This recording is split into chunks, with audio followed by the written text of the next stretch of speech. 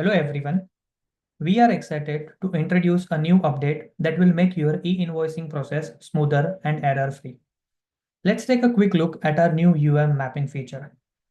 First of all, why this update matters. Previously, while generating documents like e-invoices or e-way bills, you might have faced errors if the unit of measurements set as kg or NOS, which was not as per the government standard format. But now we have fixed that for you.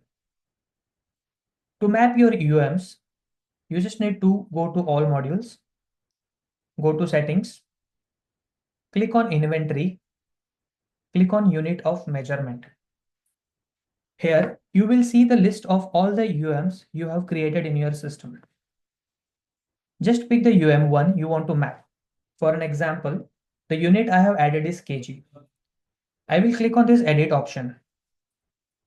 Now, you will now see an option to map this to a standard UOM for e-invoice or e-way bill. Here, I just need to click on e-way bill UOM dropdown, and for kg, I just need to update it.